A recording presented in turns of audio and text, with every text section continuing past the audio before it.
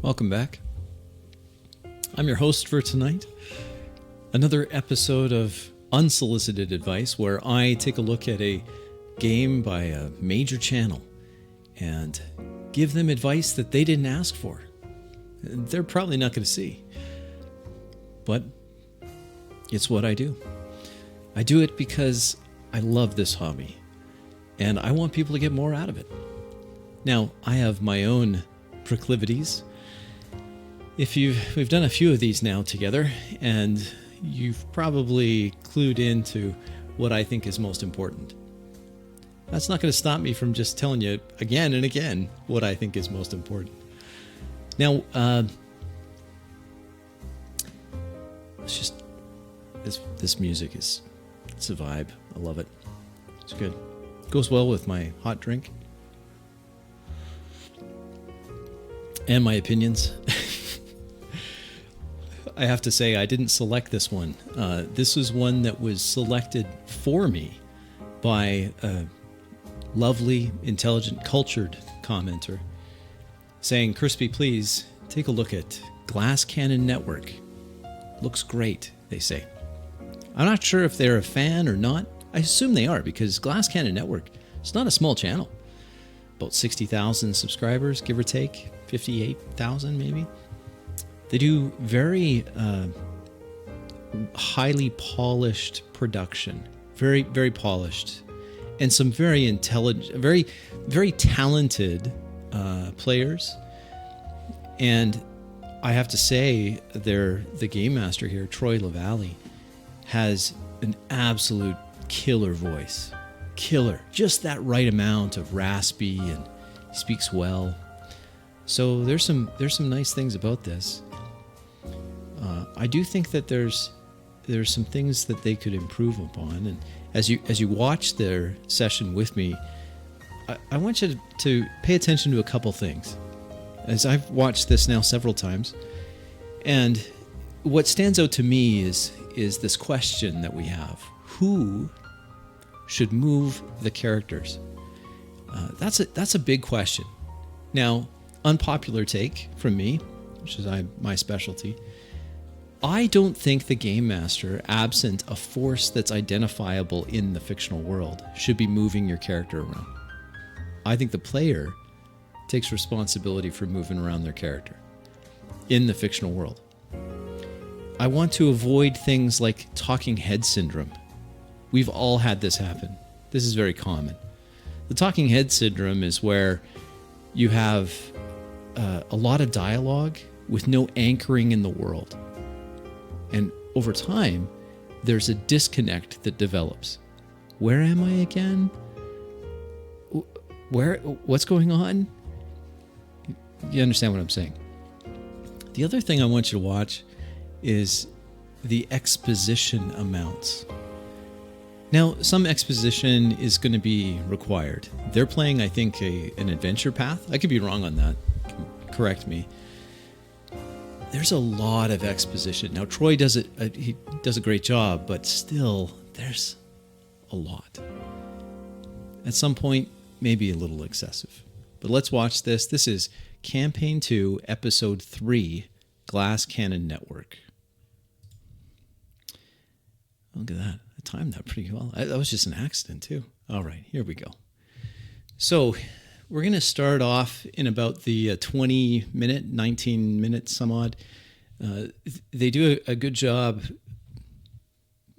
kibitzing, I guess the best word would be. They have a bit of back and forth, which is just healthy banter between friends. Let's just start here and see how far we can go. Good guy. Thanks for that. All 9 planets, right, Matthew? It's just a little tree. It's Okay. a small tree. It's not meant to grow extremely large. Is it an actual species, or is any small I tree really called a wouldn't dwarf overthink the tree. It's not that. Wait, so here's Troy LaValle, and the person asking about dwarf trees. I've written everyone's name down. See, we're doing it. The person talking, his name's Joe O'Brien. Sitting next to Joe is Matthew. Oh, Matthew, I'm going to mask your name. we're going to call him Matthew. And then there's also some other players. I'll just pause just so we can introduce them. That important. It's not about the tree. Dwarf wheat is. Okay, so that's Sydney over here. You can see my cursor. Her last name, Emmanuel. Yeah, Emmanuel. Sydney Emmanuel. This is Skid Mayer. And let's see if we can Caused an agricultural revolution Oh yeah, that's Matthew. I'm not going to butcher your last name, Matthew. Okay. because it wasn't too heavy to fall over. The stocks could stay up and feed a lot more people. Cut to the finale of this. Pick the dwarves and, up. and here's our. Ooh, I just missed her. There was one other player Dwarf trees here. exists in our. There she is. She's talking right now. In the Nirvana T-shirt, her name is Kate Stamus. Stamus. We're gonna say Stamus. In our world. Yeah, that's what I'm trying to figure Yeah. out. They're like before bonsai. All right, hold on. Let me just write. I was going to cut to the finale of the show where Dwarf a gate opens and a anthropomorphic dwarf tree walks out. You should have asked more questions. It was right in front of you all along. No, it's just a little tree. Not a big deal. If this comes back, I swear. If this comes back around, I swear. I would be playing a hell of a game of poker. Just a little tree. It's just my colorful language that I'm just reading directly from the book. There's a lot of reading from the book. Now he does it very well, but it's still a lot of reading from the book. You, Talitha Breakwater, investigator extraordinaire, wants to pursue a lead? Is this what this is? I'm already pursuing. Pursuing a lead. You pursue a lead, you go through this action where you're really studying, and you study for a minute, and then you roll perception, and you notice a small little sparrow lands on the rope, breaks the surface of the rope perhaps, and an alarm that sounds like a human squirrel screaming goes on for a minute, and you realize, okay, it is unsafe to try and just pass under that rope. But then Buggles wonders if there's a way perhaps you could disable it so that someone could sneak through and perhaps use the aura recorder that Fionara gave you to test and see if these gates truly are real or not. So then you leave, you go to the bar, and no one gathers information. You just kind of talk out the plan, and you make a bit of a scene. There's a couple shady-looking characters watching you on the way out as you're making this scene, but you come up with a pretty good plan. Brother Ramius leaves a little bit earlier and just watches, seeing if anything changes, and it's See what I mean? He's got a great voice. Troy, your voice is killer. dark out, and there are a couple people maybe straggling back from the bars going to their homes, but still, 2 Oak Stewards. Are they the same ones as before? It's hard to tell. We have to look past the Boston Red Sox fan, but no one's perfect. One patrolling, one standing at the little opening. He watches, he feels confident that there are no X factors here. So then Lucky and Talitha, pretending to be drunk ladies, stumble over to one side and start being All right, this threw me for a loop for a little bit until I realized that Matthew is playing a female character.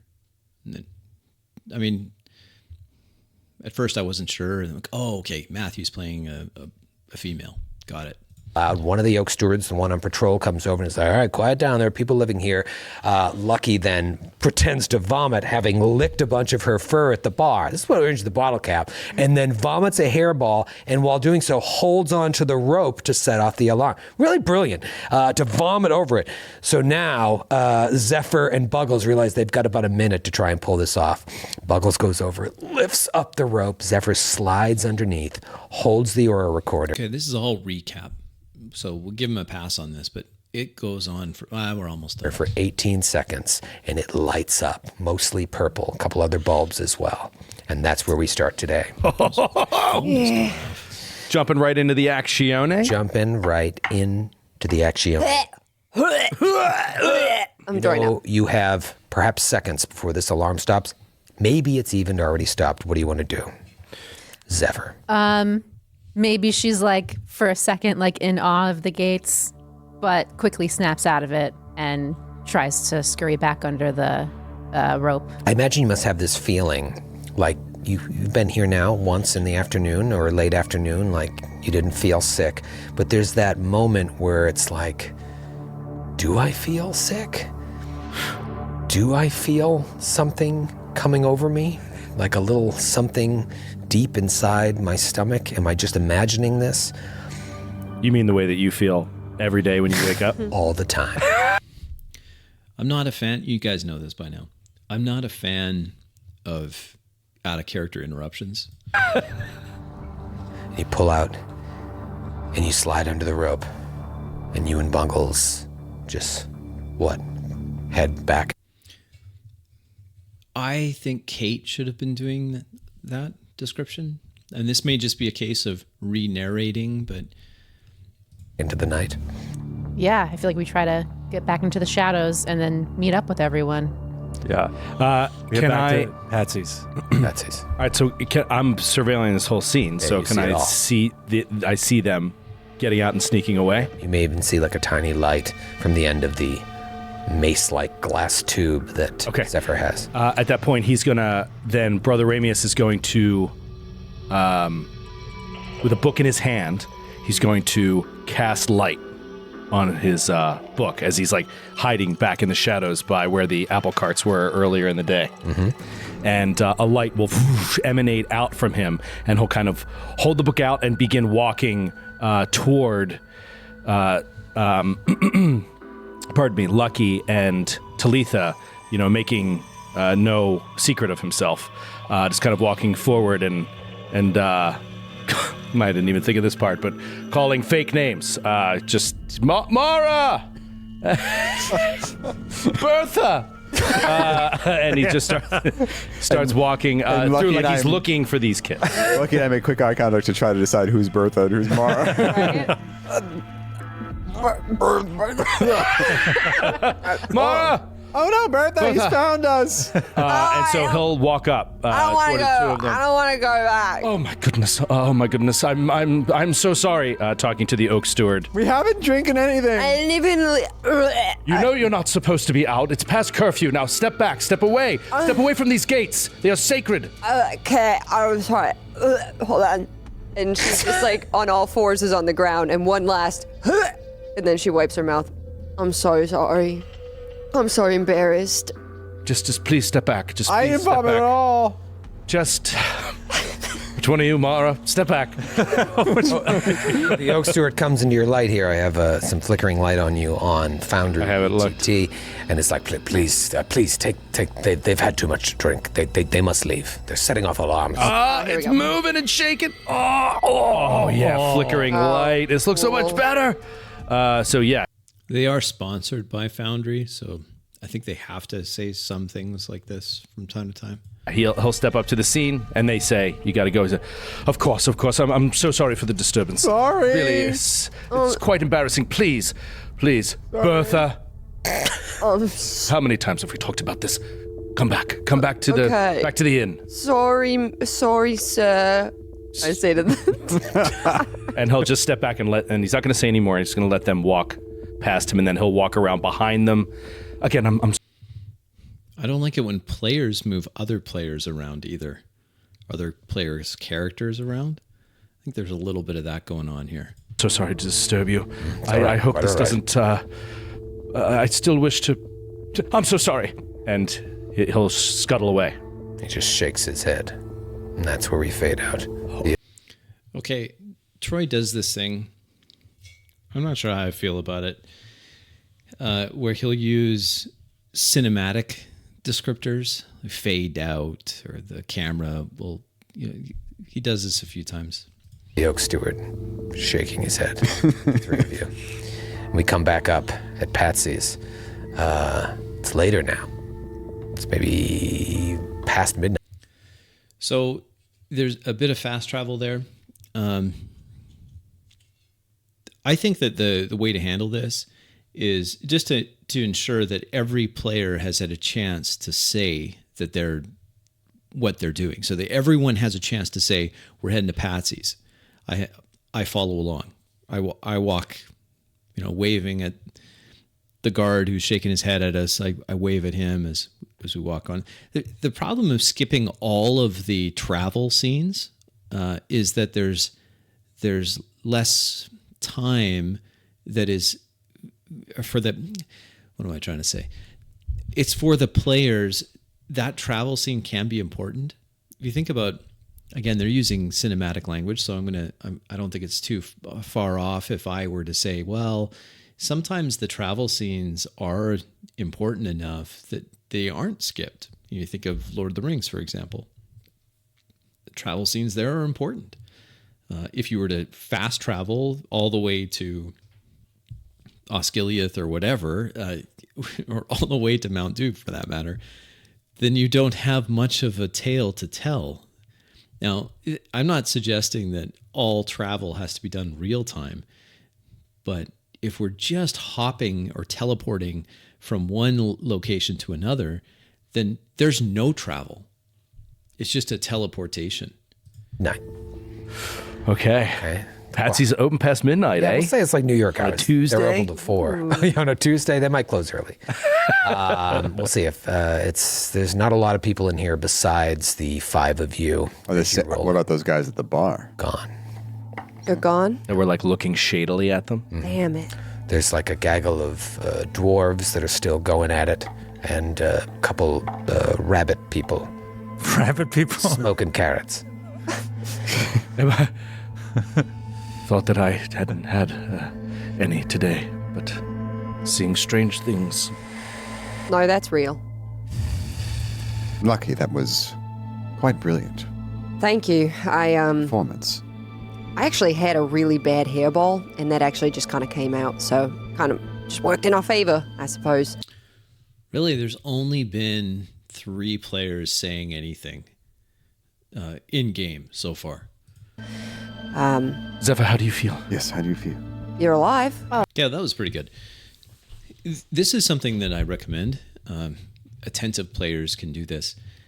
If you notice that one of the players just isn't taking any turns at all, then it's entirely appropriate to, in character, pass the mic, so to speak, to that character or that player who hasn't said anything. Kate hasn't said anything for a while. Skid hasn't said anything for a while either. I think that what Joe did there, as well as Matthew, was appropriate.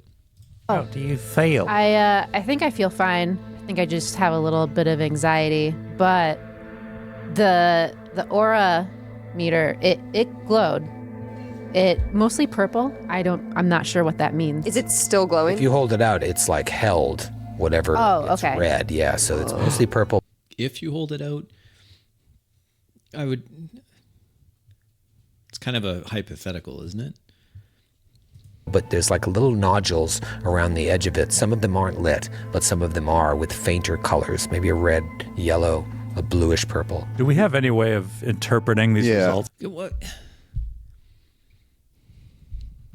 This is so common, and I don't think it's the best way of doing that. Skid, I think there's a better way to do it. It's just being in character rather than asking out of character questions to Troy here. I was going to say, can I roll an Arcana or some? Yeah. Can you roll an Arcana?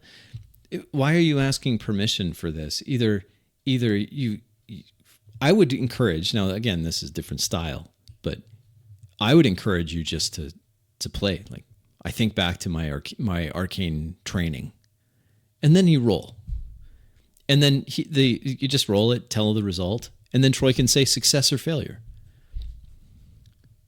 Yeah, absolutely. And can I look around the bar to make sure nobody's looking at us as she's holding this thing Oh up? yeah, I got. Why would Troy ever say no to that? Why are you asking permission for it? It's your turn. Just say what you're doing. Can I look around the bar? Why wouldn't you be able to look around the bar, Joe? Sure nobody sees it. Natural 2. Natural 2. Natural 4. Yeah, I mean, you didn't recognize it when she brought it out, and so it doesn't surprise you that you aren't quite sure. See, I'm not keen on this. What Skid and Matthew were doing there. He just called out. So is what Boggles is the character name? I think he's a goblin. Skid's character. How did he interact? How did he interact with the thing that Kate's character is holding? I didn't hear any interacted. This is what I'm talking about when I rag. When I go on and on about this. I don't like talking head games. Just disembodied heads talking. Like, where are you in the bar? You just walked into the bar. Where did you go? You're just standing in the doorway. Where are you? Or how it works. Natural 5. Hold on, let me On roll. perception. Let me roll. That's an adjusted Natural 12. 3. And now, why is she rolling? Have you all gathered around? You're sitting at a table and then looking at this. Is this some kind of strange device? Would others in Patsy's be interested in this, seeing as you're examining it out in the open where everyone can see? Well, that's if you do that. Wow, starting off hot. Get him out of the way. Yeah, get him out. Yeah, you know nothing, and no one's looking at you. Forgive me, I don't have this in my notes. But when were we supposed to meet outside with Finara? Or She said you can come back whenever Just come you back want. at any time. Okay, Matthew, there's a way to do that in character. You would just have your character say, all right, well, we have this. When were we supposed to meet our contact? Then in character, another player can say, their character can say, oh, she said anytime. Don't get into the habit of just asking out of character to the game master. Time. Yeah, so I wanted to ask you, like you were able to successfully find this. I mean, you don't know what's what, but do you want to try and find a place to stay here in the city? Yeah. Or Yeah. Okay, that's prompting. So what Troy did there is he prompted. So what are you guys doing? And the reason why Troy has to do that is because they're in this disembodied head format, and he's trying to get them. Well, what are you doing next? Like, what is going on here? There's a way to avoid that. It's called having your players be more proactive in their turns. They say what they're doing. They decide. And then the advantage of that is and the other thing too is you need to tell your players, all of them, to keep your turns short. Just keep your turns short. Solve so many things. I think we should stay in tonight. I think it's actually the least suspicious thing than to try to sneak back out of town after I just said I was here to research stuff. So. And we can gather info maybe tomorrow. Yeah. Yeah, because we're getting information for Fayanara, who is going to exchange some information for us. Great. But Brother Ramius is very curious about these arches and wants to know if people are currently using them. And we kind of got intel that maybe some people are. Yeah. Maybe it was a bit above the guard's pay grade, he said. But he said at night sometimes. Okay, so Joe, you now go into character. But I would say that all of that should have been in character. But he's not sure. I don't know. Would it be worth it to stake it out Perhaps. long term? But let's get some rest tonight. We need to deliver the reader to Fayanara before we do anything else, because she has information that we and Dr. Riddleson need. That's fair. Well, that can wait until tomorrow. Agreed. That would be least suspicious. Well, The least suspicious. let's tune in then. I'll ask the barkeep if there's a room. Buggles, He's shining a glass. after you. We're going to be doing last call soon. Can I get you something? Hello, good sir. We are in the market. Hello? Or hello, down here. There you are. We're in the market for a room or rooms. Do you know of any in the area that are reputable? There's an inn down there on Inn Boulevard. Why didn't I think of that? It's right down Very easy town to navigate. It's called Minotaur's Mansion. I'm sure they'll have rooms. What is it, Tuesday? Thank you. He says there's an inn over on Inn Boulevard called Minotaur's Mansion. Well, that sounds good. Shall we, Ziffer? Yeah. Let's go. We must keep up the ruse. Oh, please. I'm so tired. I just want to sleep, Brother Ramius. I can't even move my feet. Let's go. Don't draw any more attention to us than necessary. Why didn't you stop us? Yeah, I had too much and I don't feel good. You walk out of Patsy's, and we just see those Who moved the characters? two rabbits smoking carrots. What is up? with those rabbits. This is like multiple layers of mystery. Why didn't we talk to those rabbit folk? One of them blows smoke. It just fills up the screen. And in that smoke, we see a flashback to Brother Ramius's dream. Okay, so who sees the flashback?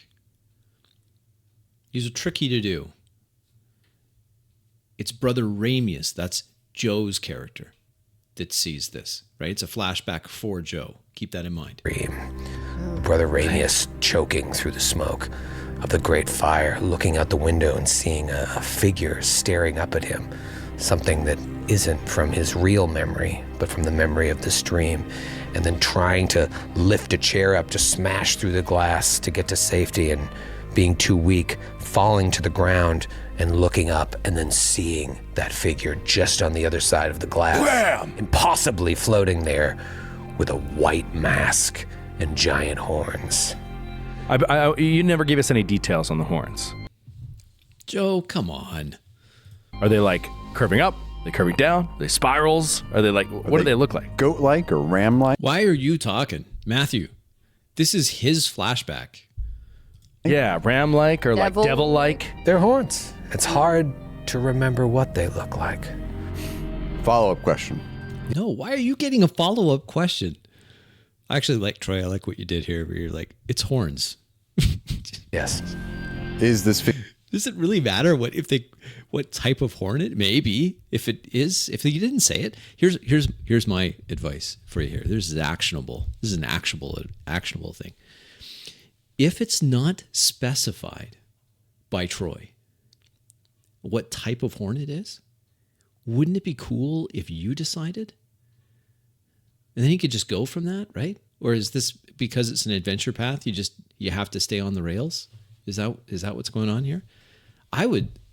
What I would like to see is if Troy, first of all, I thought the description was great.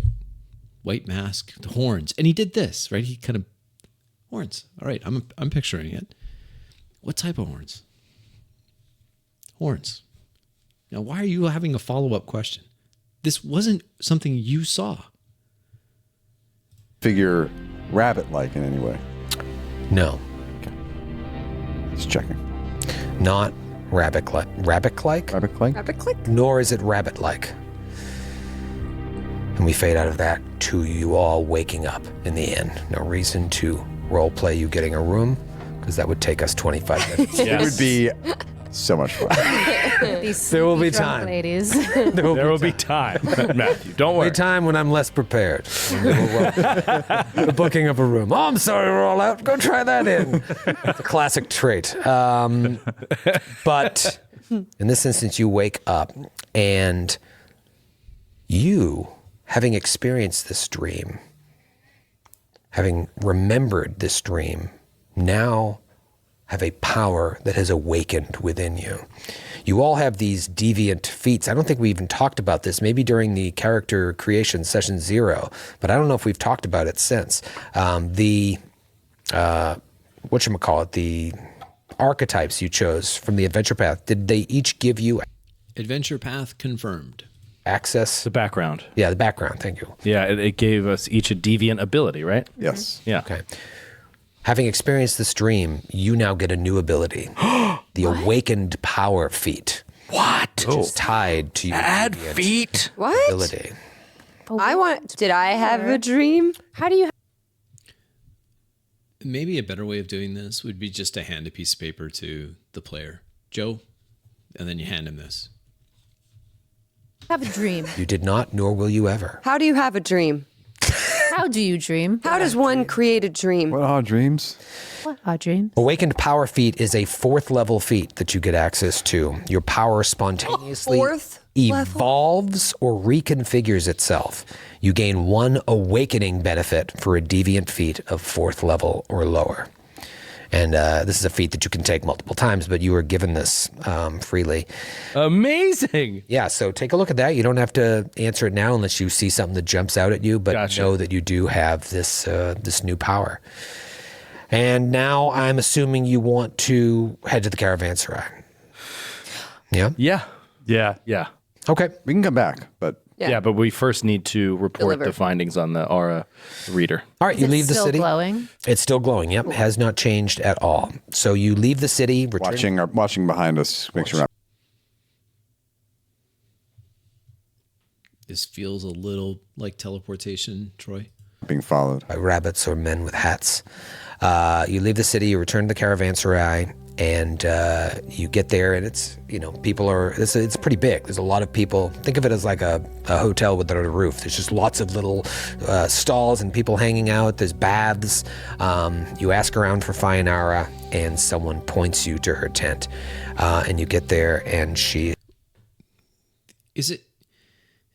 I know what you're doing, just kind of moving them to the next scene so they can get the next bit of exposition. Is sitting outside of her tent, and she's washing her feet in like a bucket, and she sees you.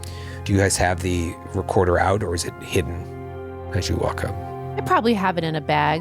Yeah, as we walk up to her. She sees you, and she's like, "Oh, you have returned faster than I imagined. What news?"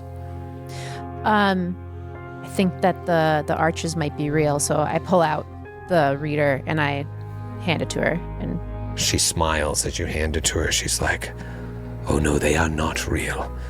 This is just as I suspected." And she points at the purple bulb. Illusion magic.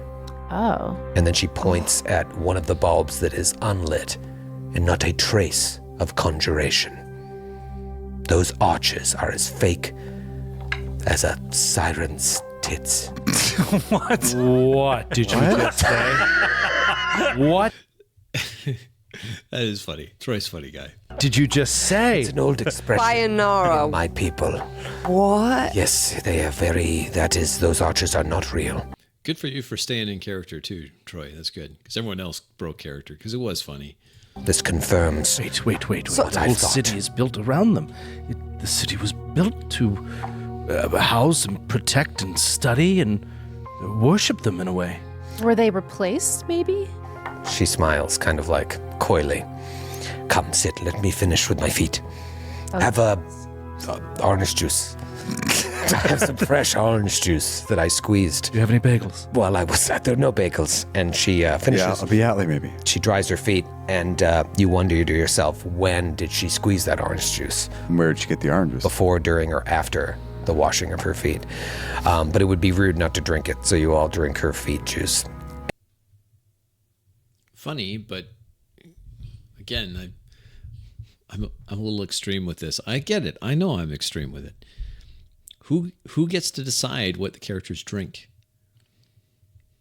And she settles back in her chair, and she's like, "You have done a great service to me, so here is what I know. With my suspicions confirmed about the arches in the Arch Plaza, I know that the real 7 archers are hidden somewhere south in the Wildwood, which is why the Oak Stewards restrict travel there.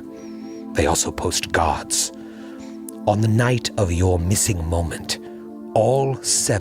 Okay, he's reading this, right? You're reading it from here? of the guards at 7 Arches stepped through the portals, just like you did. But only one of them returned, a rather self-righteous Oak Steward named Bolan. When he returned, Bolan was a changed man, and not in a good way. After the High Council chewed him out for shirking his post, he stole an important Oak Steward artifact and hid out in the Wildwood along with some other malcontents that have rallied to his cause. From there, he's been sending these cronies of his to the city to harass the citizens, undermine the Oak Steward's authority, and recruit other discontented druids to his cause. His ultimate aim, as far as I can tell, is a full-on coup. Now, I don't know what happened to this Bolan character when he stepped through the arch, but whatever he knows, I figure that you will want to know it, too. He's in the Wildwood, you say? That is what I have heard, yes. Which is under guard and travel is restricted. Yes. How do we reach him? Well, since Bolan is both... I'm kind of missing the part. Maybe it was in episode 2 or 1. Why they would care. Dangerously antisocial and deep within this restricted territory, I would suggest you start by talking to the Oak Stewards. You had asked me before, I believe it was you, if I knew anyone in town, and I was purposefully coy. As it happens, I am on good terms with a mid-ranking member of the Druids' Council, a halfling named Lemma Feldthorn. I can, she reaches into her pack, pulls out some paper and like a quill. She's like, I can provide you with a letter of introduction so that you can meet her and offer to help with this Bolan situation. In doing so, you are bound to advance your investigation into the missing moment, and either way, the Oak Stewards are Okay, I think that's it. They were looking into the missing moment. good allies to have. They have their hands full with this obnubulate curse and whatnot. Having a group of outsiders handle this business with one of their malcontents could serve you well down the line. So, if the gates aren't real, maybe that's why you didn't get sick, Zephyr. Maybe there's a chance that if we were to find the real ones, that you could be in serious danger. I mean, the gates weren't cursed, the town was cursed. And she's like scratching her arm a little bit. Was that you got an itch? Huh? Is that a rash? No. How are you feeling? A bit flushed. He puts his hand up on your forehead. I'm fine. I'm fine. Right. Sense motive. Is that true though? Like the entire city was cursed, or is it because of the gate? Okay, are you asking the NPC or are you asking the game master? Because Sydney, one of those is cool, the other is not. Well, they said it was because of the gate. Right, so if the- Proximity to the gates. Right, so if the gates are fake, Yeah, and it was a lie. Or To keep elves Troy, you're going to give them too much information here. out, or they thought it was real. or the gates, even if they're outside of the city, the aura of the gates are so powerful that it extends and washes over the How city. far outside of the city are we talking about? A couple miles, or like? No, it would be, she doesn't know where it is, but she thinks it's deep within the Wildwood. It could be like a couple days' journey. Oh man! They're hidden out there. She's like, All right, I Lemma may know more. take it back. We will roll for initiative. As it turns out, couple days' journey into the dark wood. She has no idea. It could be weeks. It could be, she seems to think that they're pretty deeply hidden. Okay. Oh man! Well, let's go fight this halfling. No, it's just a friend of mine. You said you wanted the halfling dead. If we kill the halfling, you'll tell us She's where one the of the gates few are. friends I have. Should make Linfelt Thorn enemies. will die tomorrow. Yes, you have our word. Consider it done. Does Dr. Rittleson have Say any no other more. apprentices? Don't say any more. They Don't Say know no more. more, say less. She's the only friend I have. in this. Any more information is dangerous at this point. Understood. I think we know what you mean. I'm winking. Are there any more of Dr. Rittelson's proteges? No, to talk to. just us. We were the best at understanding. Oh, God. Where can we find this Lemmerfeld Thorn? She And does she have any allergies? She's in this. should be in the city? Wicker House. Well, now they call it the Vine Hall. My people called it the Wicker House. Well, Wine hall? Wine hall? Vine Hall. Wait, sorry, is she? Poison her. Are you German? Come on, Skid. Are you German? I think there's something wrong with Skid's monitors, his in-ear monitors, because he mishears a lot of stuff. But come on, are you German? No, it's a V. Vine. They love their vines here. Is this in the city or is this? Sorry, where's Vine Hall? Yes. Oh. If you look at It's the on map, the eastern side of the city. I will bring you back to the map of Seven Arches. See, Thank you for showing us this. Oh, thank you so much. it is just to the east of the Arch Plaza on the other side Oh, I see. of the Southron River. Yes, so let's... Every time you show us this map, there's something noted here as the quaking stacks, and I read it as the quacking stacks, so it makes me giggle. That's at the corner of Library Way. What is the quaking sticks? That is a library Oh, here. Oh, I like that. I like that. Yes, I think they named their library. the Quaking Stacks. Like, other than just like the Seven Arches Municipal Library. I don't know. Everything has a cool name. Everything has a cool name. yeah. All these names are really fun. Have you been to the Minotaur's Mansion? mansion? Yes. Oh, we stayed stayed there there. last Well, night. except for the Justice House. It's pretty straightforward. Yeah. Minotaur Not a Mansion lot of also. imagination there. That's a bagel shop. The Minotaur Mansion was a bit of a maze. Justice House Bagels. Well done, Sydney. Thanks, Matthew. You're the only one who cares about me. You're having fun. Anyway, So, do you want some more juice? no. I told you everything I know. Let's return to The the only thing we want to drink is wine. The wine hall. Well, I think you've overstayed your welcome. Ladies' Day. Kurt, you can stop with that ruse. I'd like my disguise kits back. Oh. May keep yours. I wash all the paint off. I will tell you, your disguise will not help you in the Wildwood. It is not about hiding who you are. It is about staying alive. That is wild country. Not only do they restrict travel to keep elves safe. There's just a lot of exposition. This is my experience too with Pathfinder adventure paths. Is there's just so much block text. There's so much. And to hide their secret, but it is also a dangerous, dangerous area. So the wild country just meaning, this is a specific area? This is like anywhere around the city that's not like part of the city? Yeah, if you were to look up a map of the River Kingdoms, you may even see like it's called the Wildwood. Like we're familiar with the Okay. Yeah, Verduran Forest. We're familiar with Yeah. the Echo Wood, but it's basically like the river kingdoms in general is a land, at least formerly before the Age of Lost Omens. I'm sure it's the same. It's like it's a land with no king. There is no government. It is a There- balkanized region. Yeah, it's basically all miniature bandit kingdoms essentially. And when you travel the woods, you are at a huge risk of not only Constantly at war with each other. wildlife, but also like everybody that moves through there, merchants, bandits. Everybody is like no one trusts anyone. Yeah. And so there's a tendency to want to just like jump people and kill them rather than ask questions. Is this in character information? Are you metagaming this, Joe? What is this because you've read the setting book?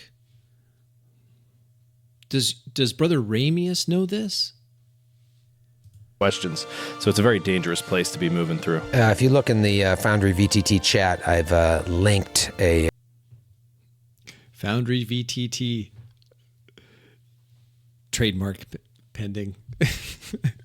image of the River Kingdoms, if you want to bring it up. Oh, cool. And you'll I see, mean, I don't hold it against you, Troy. Get your money. I mean, it's fine.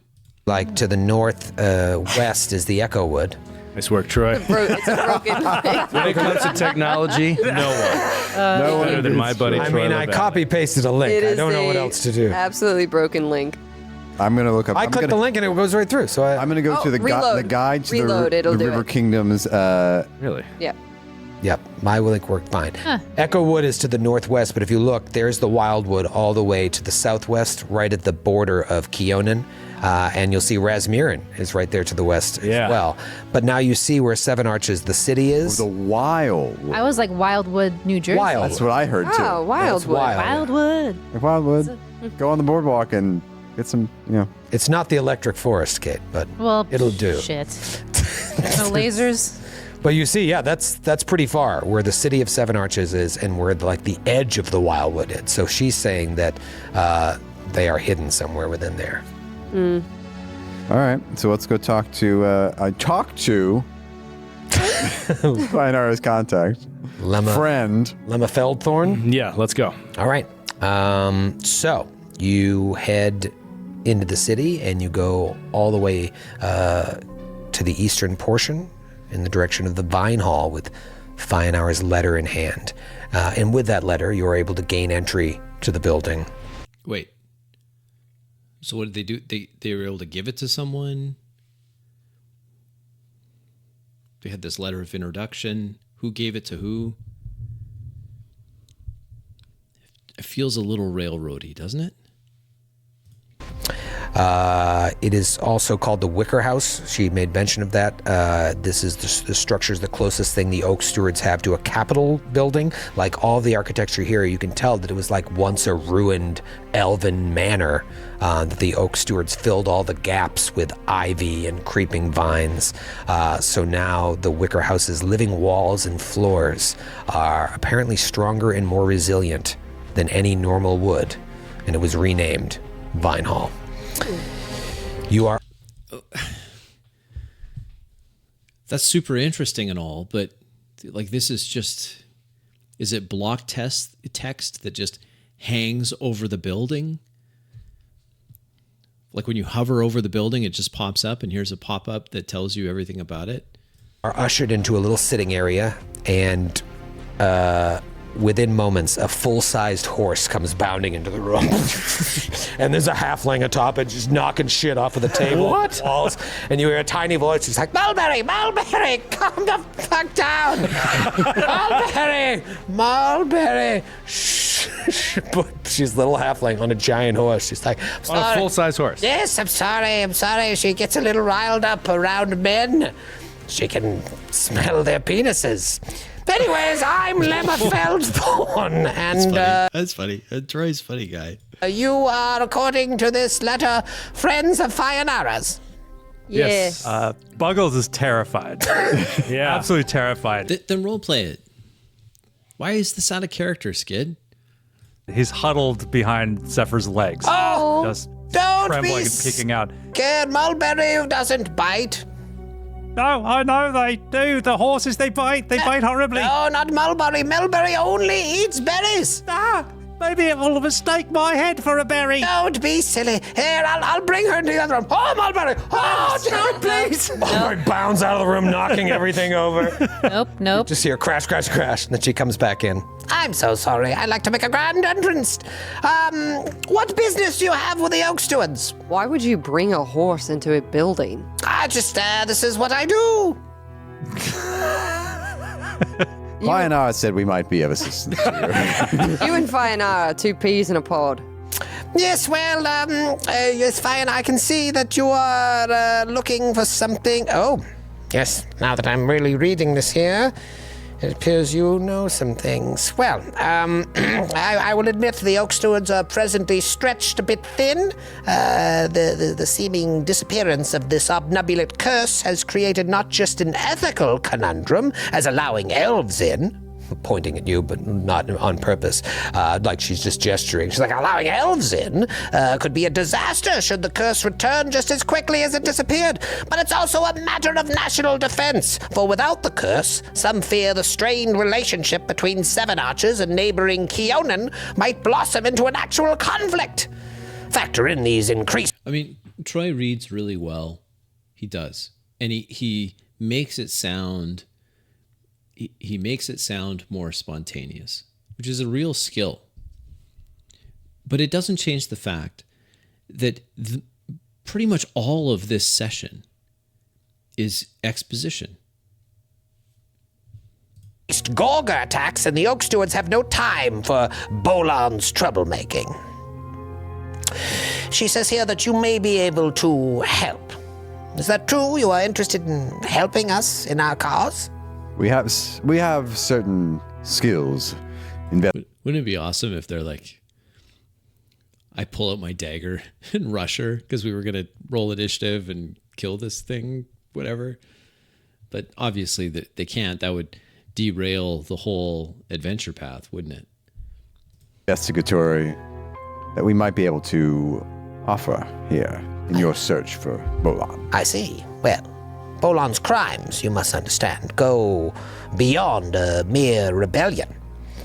In her letter, Fionara alludes that you are aware of our secret as it pertains to the Archers. I trust Fionara with my life, and so I would trust you as well if she would tell you this. I hope that you can be as discreet with that information as you will be with what I am to tell you.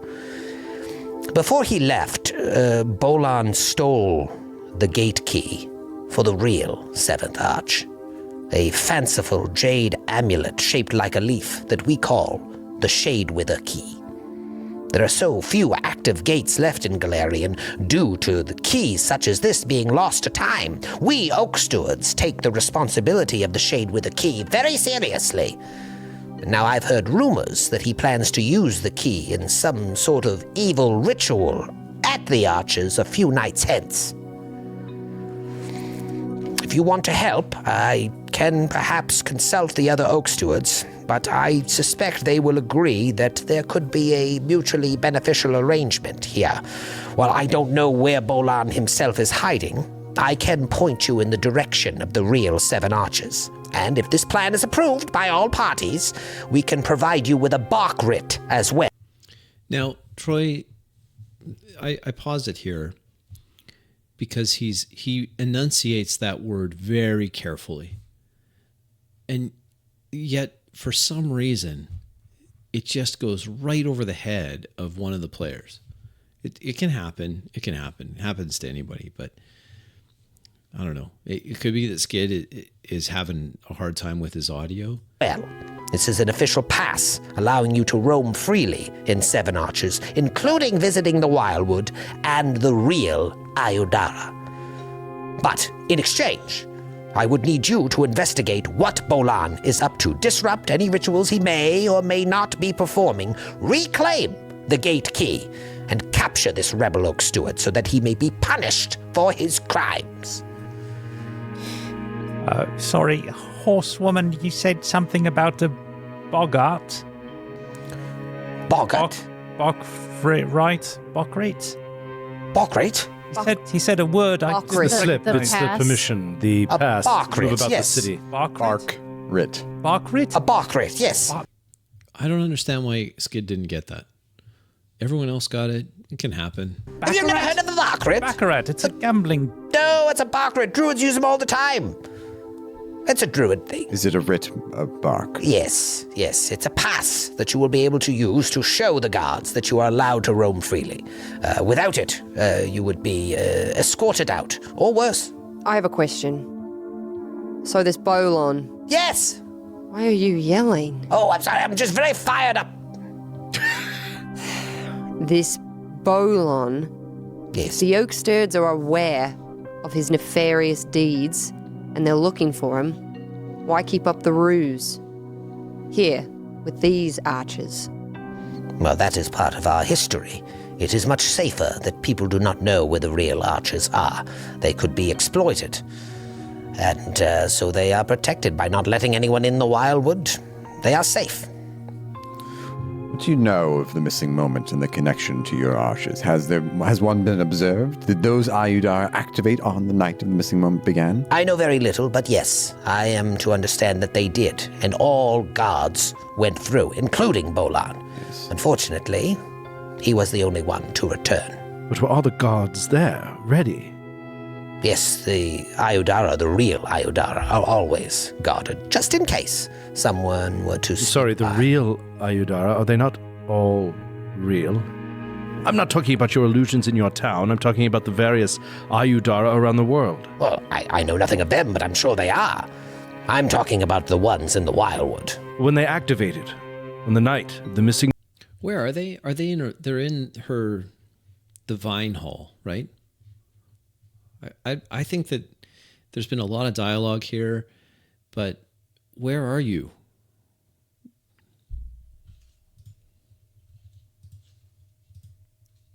What's going on? Did I move that around? Oh, geez, I didn't know I could move that. moment. Yes. These 7, were they always active? No, they could be activated with the Shade Wither Key.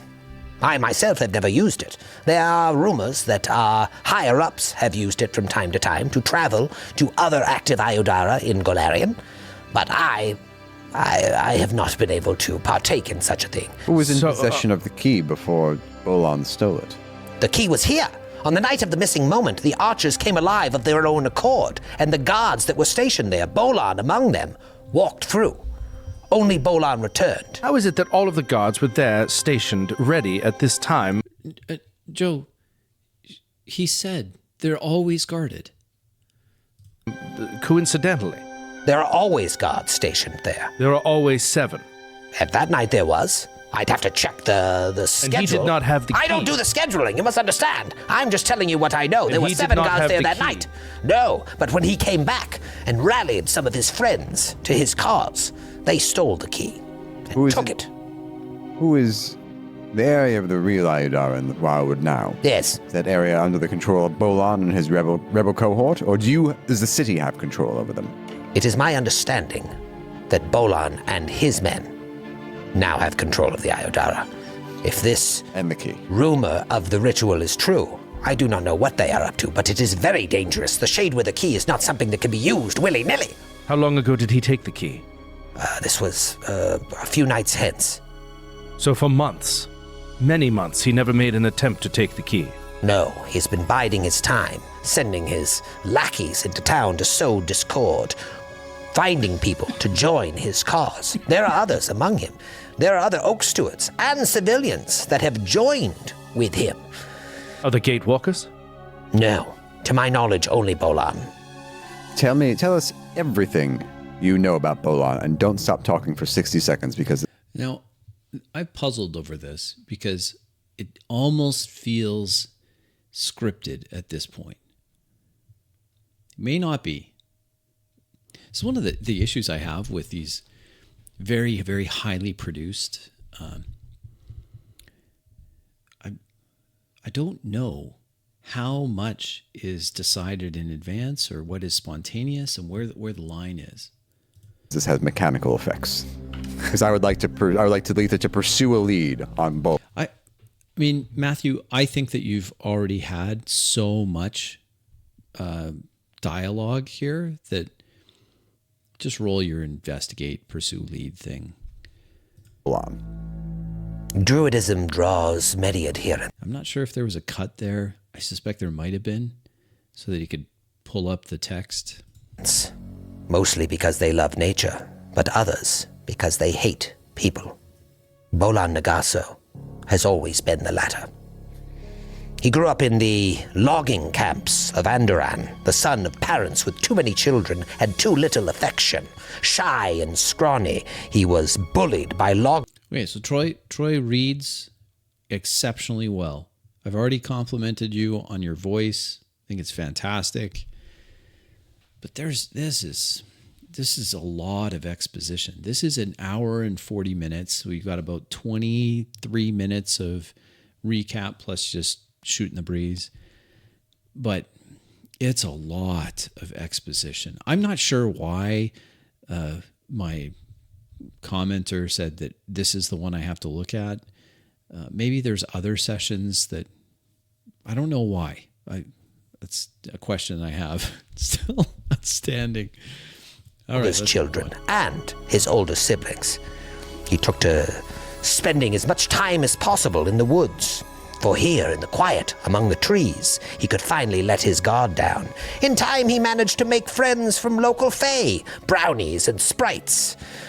Bolan prayed that one day he'd turn out to be a changeling, anything but the child of boorish humans. Yet time and time again, the same story would play out. Bolan would return to his favorite grove and find it clear-cut. His fae friends nowhere to be found. The loggers took care of the trees and what little friends he had. As he grew older, though, he filled out, and he used his new strength to fight these atrocities. Yet the loggers, those same childhood chums who spent their lives bullying... Did this NPC have access to the HR file for this other character? Like why is it so detailed, Troy? Other than its block text. Him only laughed as they continued to bloody his nose. Hopelessly, he tried to drink his troubles away, as the stories go. It was on one of these benders that he first heard of Seven Arches. In Seven Arches, people served nature rather than the other way around. He learned of the Oak Stewards, nature's guardians who reminded citizens of the delicate balance between the needs of humanoids and those of plants and animals. Bolan set out immediately, vowing not to rest until he was apprenticed to these sagacious druids. It worked, and Bolan excelled in his training and soon became a full oak steward. With his knowledge and magic, he would say that he began to feel closer to the natural world than ever, while also appreciating the distance his status put between him. Doesn't it feel a little like just story time at this point? This is the issue I have. I've already mentioned this. This is the issue I have with the Adventure Path books, is that it starts to feel a little bit more like a choose your own adventure. Read this block text, go to this person, read this block text. If you ask about this, read this block text. Him and Severach's deferential citizens. Yet his joy was short-lived. Bolan falsely believed that the Oak Stewards actually put humanoid interests first. He began to clash more and more with his superiors, eventually seeing them as just another petty hierarchy that was more concerned with international politics than truly safeguarding the natural world. He then volunteered to patrol the nation's borders, venting his merciless frustrations upon anyone he caught sneaking into Seven Arches. He was reprimanded for his violence, and he would serve punishment, and then he would be put back on the line. To be honest, we were happy to let him roam away, have his position be out there, hoping that he would just one day roam right out of town. And then came the missing moment. Be careful what you wish for. How long was he gone? 2 months. And in that time, there was a feeling amongst my friends on the council that it was for the best, though it pains me to say that. The others who left, we mourned them, but not Bolan. There was always a fear that he would do something like this. But then one day he returned. Different. Are guards not restricted on policy to not step through gates? They are, yes. You have to have the Shade with a key, and that is only given to the highest among the Oak Stewards. But What it is could have my possessed understanding so that... many to break their vow? Did it not happen to you? According to Fayanara's writ here, you too stepped through. All of you did. Yes, but I had no vow. I had no... I did not serve the Oak Stewards. Did you choose it freely? I'd like to think I did. Well, Changed, you say. Changed how? more angry. More of it. Seems to be a lot of back and forth with just a few of the players, Troy. I'm not sure what the others are up to. Not right in the head. He always was a little off, but now he seemed emboldened by whatever happened on the other side of that gate. And what of the others? They just never returned. Never returned. Like so many of us. The rumors are that he has many to his cause now, and probably not just citizens and Oak Stewards. He's been out there for months now, doing who knows what. He must be stopped. What is his cause? Does he wish to find his missing friends? No, I believe it's anarchy. He wants to take Seven Arches for himself, for he believes that he has the true way of nature, and not us. He is misguided. And this ritual you speak of, you know nothing of the not rumors of the details. It is but a rumor, but these rumors end up being more true. Is there a knowledge check I can roll about the keys to Is there a knowledge check that I can roll? Really? IDAR keys, like other possible applications? Yeah, like he stole it. Why would he still need it? Like if he's gone through the gate, like what would be his plan with the key? Unless he's just trying to keep it from someone who would want to use it. Yeah. Or they want to bring something through the gate. Right. Yeah, roll any of you can roll an arcana on the idea of the key or the shade with the key. It's Natural 20, 25. Oh, baby. 22 for Talitha. Nice. Yeah, I mean, as to what his motives are, you don't know what he wants it for. To be able to travel at will, maybe, to prevent other people from doing it. for him to control that. If he wants to take over the city, him having like the biggest power that they have makes sense. But there's no like, I don't know, you break the key and it unleashes, some other, you can absorb another kind of power or some other kind of application. You would think that to break the key, you could shut down use of that gate forever. Yeah, I mean, just having control over it Yeah. exclusively gives him a lot of influence and power. So, Are you satisfied that I'm pursuing a lead on Bolan, by the way? I would hope so. I mean, how much time is that? Yes. No, officially. I'm very satisfied. Fionara was right to trust you. Not you. Let's move on. All right, not you. I wish. They're laughing about it, but I actually think Troy did the right thing there. You best of luck with your lead, as you call it. The horse comes pounding back in. Mulberry! No. Mulberry, no. All right, I'll see you later. She rides up. Why would Okay, so she's left. She's left on Mulberry the horse, you bring a horse who can smell penises. into a house? A druid, and a druid, nonetheless. I don't like them. Make the horses? No, I In don't general, like or that horses one? At all, any of them, especially that one. It was very energetic. Buggles, have you never been on a horse? No, I'd never be on one of those great beasts. Horrible. I knew one brother like this at my abbey, Brother Halloran. He loved his horse a great deal and would often attempt to ride him into the Great Hall. Not that kind of love. Not that kind. I don't know where that came from. See, Buggles? What There's came nice horses. Music. There's really nothing to be afraid of with them, but that one's pretty. I disagree. Not I well disagree. You behaved. don't see them like I see them. How do I you see them for what they are. Beasts, monsters, murderers, killers. Horses. Says yes. A draft animal. I like my role play with more action. There's nothing wrong with back and forth, but action in the sense of I want where you are. I want physicality to it. They're creatures of Drafted into great a war, a friends. great war against all of humanoid kind. I dodged that draft. Buggles, I'm really, I hope you're happy with yourself. really not sure what you're getting at with the horse war talk. Oh yes, this is. Is this not common among your people? Buggles, it's okay. Nobody's gonna hurt you. Come here. Sorry. Hey, She puts her paw into your hand. good kitty.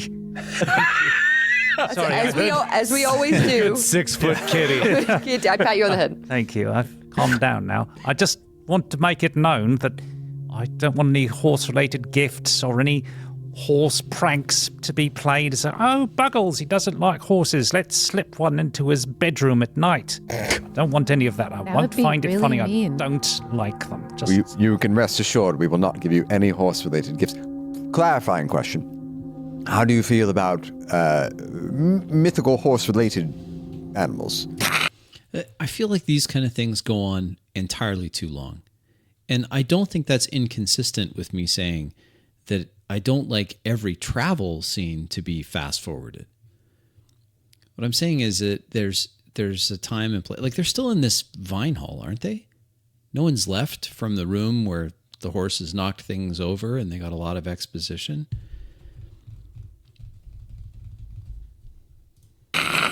So unicorns off the table. no, unicorn's just a horse with a horn. Pegasus? Probably worse. That's Pegasus, a horse- flying horse. Worse. Triple threat. Okay, what about a pony? Good question. Small enough to avoid, perhaps, but still deadly. I really got to look into this. I have no idea what he's talking I wonder about. when my stabling This is door a is going common to come fear into among play. goblins. No, With you around. Yes. They hold a long standing grudge against the horses, but Buggles, I thought you told us that you were not raised among goblins. I find it fascinating that the fear is so innate, that it is not taught.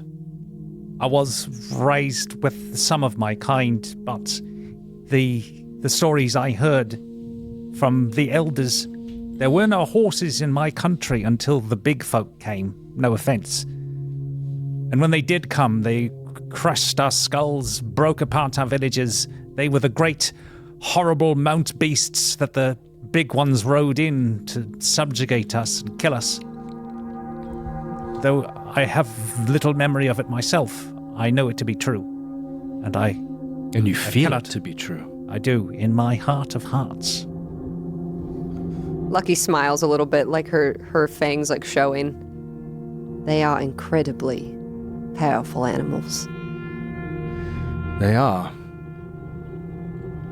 You are very interesting, Buggles. Thank you for sharing with us. I suggest we resolve our horse conversation so as not to traumatize Buggles further, and perhaps spend a bit of time gathering information amongst the town about Bolan, and then set out for the Really, you just got his entire biography, from his childhood bullying events at the hands of the loggers' kids or the loggers themselves, all the way through to what he's been doing up until a couple nights ago, right? Because he's doing this. So what else are we looking for here? I don't know. Wildwood. I would like to go to the Quaking Stacks. I will meet up with you later. I like how this is being done in character, by the way. I should be giving them more compliments for that, because they do speak in character quite a bit. It's just there's not a lot that's going on. Just lots of exposition. I'd like to go to the Honeybrush Cabaret. Well, I'll go to the Thornleaf Barracks where I can gather information about Bolan. Oh, I'll come with you. I thought we would just all go in different places that we wanted to go. Isn't that what was just happening? I don't know. The barracks sound The way fun. Talitha said it made me feel like I was making a dumb choice, but I should let you know, this ritual, if it So who's speaking now, Troy? Did you have Lemma, whatever her name is, come back into the room? I would just suggest, Troy, that you announce that. Lemma comes back into the room. Why are you still here? What's going on? were to happen, will happen 2 nights hence, and it is a 50-mile journey to get to the arches. We should go. We will loan you our horses. No! If you'd like. We'll loan you our horses. Her voice changes. Fangs come out of her mouth. face melts off. Or perhaps an ox cart. Oh, yes, that one. Pulled by horses! Buggles, But you it can would ride be... with me. It's fine. It's a 2-day journey to get there. So whatever business you have here in Seven Arches, if you truly mean to help, now is the time. Get going. Make haste. So we shouldn't see that show at the Honeyrush Cabaret. I already It's lovely, got- but it's playing for 3 weeks. I got tickets for tonight, though. I didn't know we had to leave immediately. Maybe we could you could sell them at a All right. Oh, you're not going to use them. You could just, Mr. Feldthorn and I could just... Well, Take them. I did buy them for, what was it, 20 silver a piece? I could If I don't take them, though, they're just going to end up in the trash. I guess they will in that case. Yes, well, I happen to have a trash bucket right here. Well, I could. want to just... hate to see you litter in Seven Arches, Oaks to it. You're right. I won't take them. Just throw them out here. Throw them in. I could give them to you Don't for crumple them. a steep discount. I mean, a 10 silver piece. That's basically Oh, we don't get paid a lot here. giving it away, though. No, thank you, though. Just throw them in the waste bin. I'm so sorry you'll miss the show. Oh, I might rip it, though. Oh, don't if rip I it. try That's to foolish. throw it. It is an affront to the Oak Stewards to rip paper. Well, it's like cutting down a tree. We could do 5 silver a piece. No Oaks Stewart ever rips paper. You never rip paper. Puts her paw on the table with the 2 tickets. If one of my superiors were to see you rip that paper, you'd be beheaded. 5 silver a piece. How about 3? I'm not going any lower. 4 silver pieces. Oh, I just happen to have exactly 4 silver pieces What's here. in your pocket there? That's just a condom. Empty it. It's a very Mr. Feldthorn and I are done.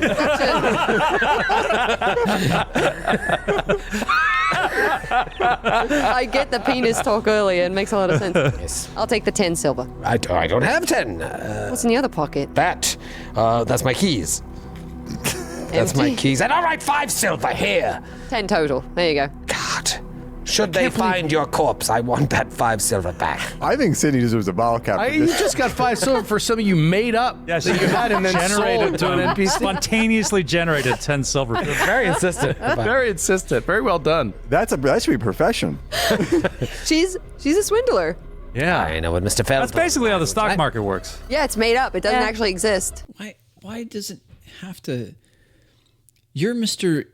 Are you German? Now you want to talk about the market, stock market? Aren't you playing in a fantasy game? Ugh. You and Mr. Thornton enjoy your evening. We will. I guess we won't get dinner. I hope the show is good. Let's go.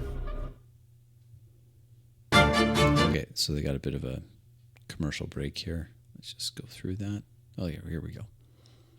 Literally just go, introduce himself, and just see it for a moment, take it in, say a quick prayer, and then leave. With the full intention to go back. I mean, what I really wanted to do is read about this whole surrounding area and stuff like that. You know what I mean? To kind of know what we'd be up against in the forest. Check out a book?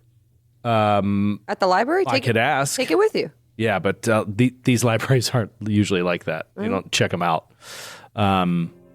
They're so precious. They're All right, so fine. valuable. We'll role play the circulation desk moment. Go on. Enjoy. Go on, Joe. Good afternoon. Oh, hello. Oh, no. Welcome to the Quaking Stacks. An old man comes up. Oh, it seems you are someone who enjoys a good book. Yes, indeed. May the Keeper bless you. Thank you. The work you do here is truly blessed. Thank you. I'm merely the person that checks books out to people, but I've always considered it to be an honorable position. Thank you for saying so. I am Brother Ramius of Latria. You are? Snailfoot Jones. Sorry, is your first name Snailfoot? Yes, it's Snailfoot. Hello, Mr. Jones. Please, call me Snailfoot. Hello, Snailfoot. Yes, in my family, you would be named after an insect and a part of the body. Yes. Oh, do you have any... Troy, I think that when you improvise things and you're not reading the text, you're so much better. Siblings? Yes. Just an example, one of their names is a curious naming convention. Also, a snail isn't an insect, by the way. They're all ridiculous. Can you think of even one? Very tired. Even one of your siblings. Is this librarian crying? And my brother Antip. Snails are mollusks. Jones! They gotta be mollusks. That'd be mollusk. Snails are mollusks. Name another mollusk. Yeah, empty mollusks. Well, you say you check books out. Do you happen to have any books here that I could just borrow? thinking of Antip. He died. Makes me so sad. Do you have any modern histories on the region? Any books? Any books about the surrounding governments, the surrounding lands, ownership, that sort of thing? Honestly, you'd need a bark writ from an oak steward to even gain access to the stacks here. Well, I can't imagine that is convenient because I actually have one. And he goes into the folds of his big gray cotton robe and he pulls out a bark writ and politely shows it to this Snailfoot Jones. Ah, see. And when you rolled up on this was one of the city's tallest structures. As it should be. And it's unlike any of the other buildings.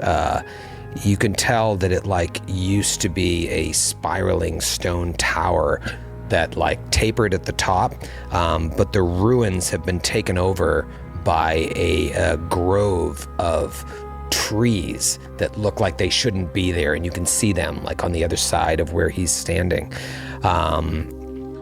And so it's huge. All the stacks go all the way up in this spiral of not a staircase, but you can see there's a way to get up. But then beyond there is a grove of trees with one great tree.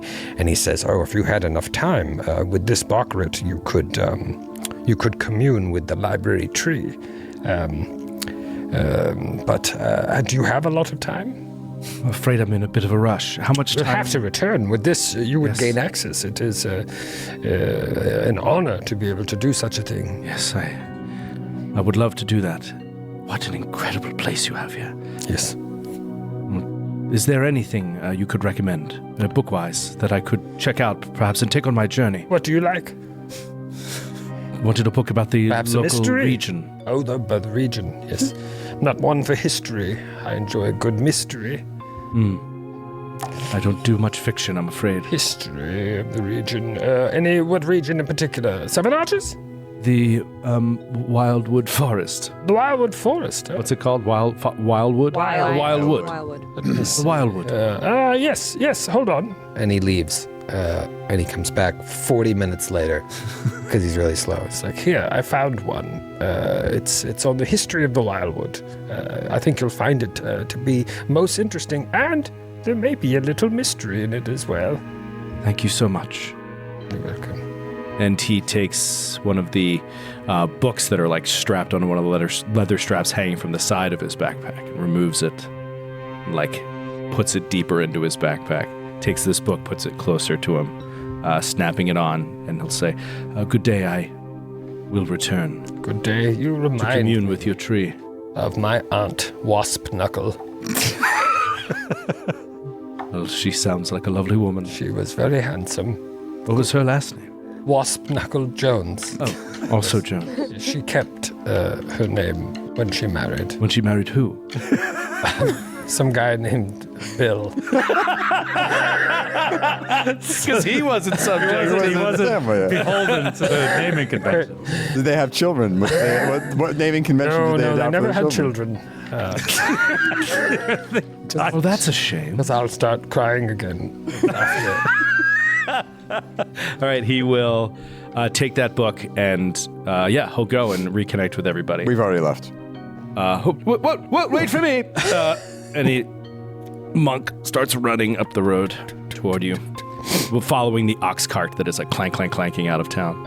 We are doing an ox cart? I really want a horse. A horse would be most advantageous. I could always scout ahead if I had one. What if we blindfold Buck? Already half deaf. Make me blind as well. Hey, Buckles. And I kneel down. I'm very tall. Would it be okay if I rode a horse? Well, I would be afraid for you, but I know you're very brave. I think you could handle yourself even against one of those horrible things. So I suppose that would be all right. I really appreciate you saying that. I think I'll be okay, but I know you'll have my back. I will. I'm gonna go get a horse now. Okay. Okay. I'll miss her so much. I think we all will get horses. I'll just get one. But I'll walk with That would be Buggles. great. We should. Well, let's get a cart for Buggles. yeah, Brother Ramus, you can't walk the whole way.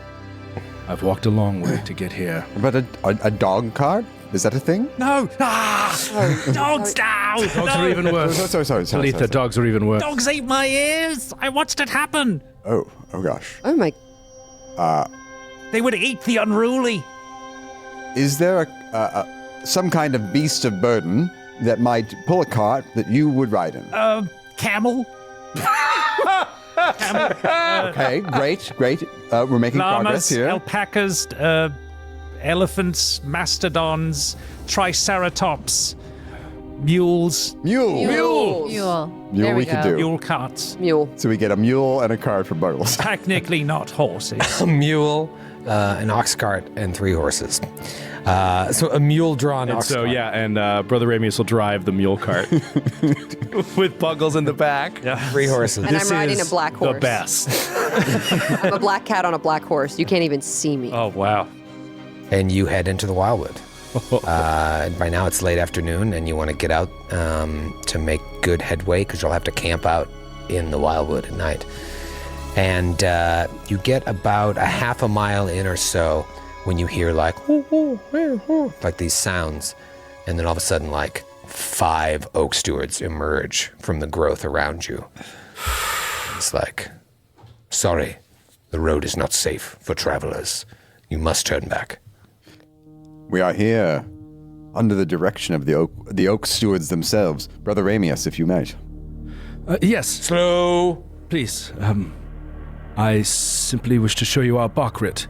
that we were given so that we could make our way south. And he hands over the bark writ. Oak. Good. Hold on. They're fine. They got a bark writ. It's oak. Why? This is a pine writ! What is this, maple? Why is the road unsafe? We know about this. I want him to tell me what's going on. Well, they told us they're blocking everyone from going down to where the real arches are. You had to have a bark. I didn't know if there was like something that they were just specific. Yeah, Joe, that was a violation. She was in character. She was asking them in character, shut up. Yeah, those horrible shadow beasts with the shadow. Gorgugs. Yeah. Gorgas. Careful. The Wildwood is full of many fake creatures, some friendly, some not. And from the looks of this bark writ, you know there are other troubles as well. Are there any guards between here and there? Or is this the last line? This is the last line. Okay, then. We have friends, so they will watch you. We appreciate that. And they look to the sky. Are they here now? Please, continue on. Can I roll a perception to see if he wants us to die? Can I roll a perception? Do you see how jarring that is? Because it really seems like it. That is a 25. No, you don't get that sense at all. All right. The bark writ gives you passage, but this is dangerous area. Yeah. Okay. Why don't you guys lead the way? Yeah. Yeah, I'll head out in front with you. Yeah. Zephyr and Lucky lead the pack. What's the mule's name, Skin? Doug. Doug the mule. There you go, Doug. Let's go. Hey now, Doug. Hey there, Dougie. So you head in, and during the day, it's not so bad. There's a lot of sounds and stuff you hear. Maybe some growling here and there, but there's a lot of you. The sound of the wood. And hopefully only one predator from time to time that might be scared off by your party of horses and mule. And eventually night falls, and it gets dark in the canopied forest above earlier than it would if you were in the open city. And so eventually you find a clearing with which to camp. Let's talk about this camp scene, which has become... All right, they do this thing. We'll watch it together. Troy. Well, sort of let Troy say it. One of our calling cards. You guys have known each other now for, I would say, at least 2 months, maybe a little less. You've been out of the gate for 3 months. Let's say it took you a month to find Riddleson's cause. I imagine the relationships are forming a little bit, maybe some faster than others. What's a night at a campfire like for the five of you? Okay, this is where my advice would be. Now, no one's watched this far, but if someone has watched an hour and 27 minutes into this video, this is where I think that I can give you some good advice, Troy. Instead of them monologuing this, just have everyone go and say what they're doing, what everyone sees them doing. If they say something, great. If they don't, then that's okay too. Instead, we get a lot of internal monologuing. I think just generally for Buggles, he was afraid of big folk, just generally. The two talls. The two tall. So Skid, just do this in character. Because he had never in his life met one that was kind to him. And so these people represented the first of that the people that had been kind to him. So I think that he's at the point now where he's become attached to this group, but I think he's still wary. So is there a way you can describe your goblin's behavior that everyone can see that shows that? Like that's what I'm referring to when I want you to role play that, instead of just saying, well, here's how his internal thoughts of this. I guess this is good for an audience that's listening to it, but I don't really care about the audience. I just, as a participant in the game, what do the rest see with this goblin? Like, he comes up and he says that, you're not like the others. And then he sits down next to one of them and stares at the fire and says, I'm really glad that I've found you. And then just leave it at that. Short turns. Just short. And then let someone else have a turn. Yeah, I think he's just like, he's still like, I think he's super shy, and he's just like kind of trying to make himself useful, but not kind of unobtrusively. I would say that. Yeah, I think Lucky, it was one of those situations where like she didn't expect to make friends, but it kind of just happened. She finds Buggles very interesting. Like, she's never met a goblin like Buggles. She finds Brother Ramius so dry, but funny. Zephyr, she like feels a kinship with Zephyr. Like, she finds similarities with her, Zephyr and Talitha. It's like these sisters, sort of. But she can get very solemn sometimes. I think at like when they bed down for camp, she's very boisterous during the day and she's a big fighter. And then at camp, sometimes she just like takes a walk around the perimeter. I'll take watch. And she just gets up and you just hear her like singing to herself as she walks around. Okay, so Sydney, my suggestion here would just be to say that. Camp is struck. I get up.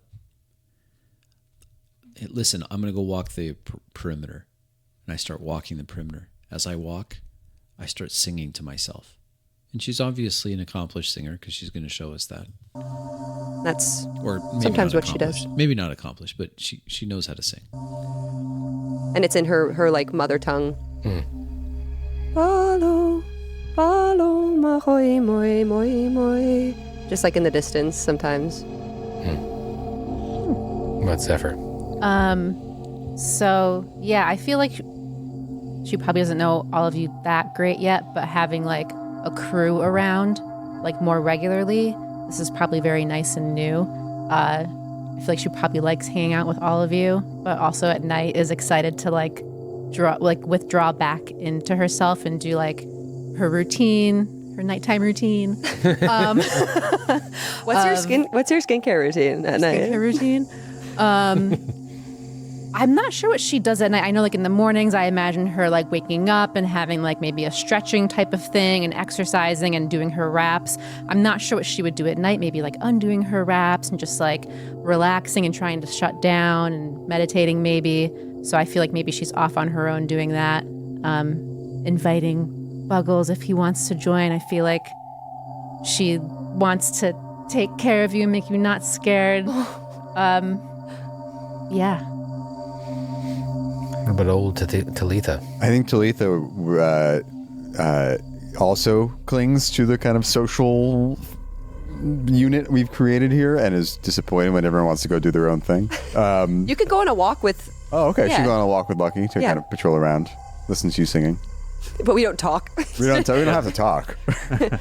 It's the good sign of friendship is when there's silence. You need to talk. You don't have to fill the air. Great friendships is when one person just sings and the other person stands walking in silence. I think they do talk. I think her and Talitha might, like... Sydney, you've had your turn. Let Matthew have his turn. Gab a little bit. Like every so often, it's like something from their past is like, just like let out on the wind. Yeah. And it's... I don't think Talitha would ever admit this, even to anybody here. But I think she feels very comforted that it's like a fighter like Lucky with us too. She like makes her feel a little more safe. Yeah, I think that's for Buggles too. I think this group You've had your turn too. Come on. makes him feel a little bit safer. He's still like scared pretty much all the time, but he feels safer with you guys. But it's like, and I think he is like particularly attached to Zephyr. Yeah. What about Brother Ramius, kind of the odd man out?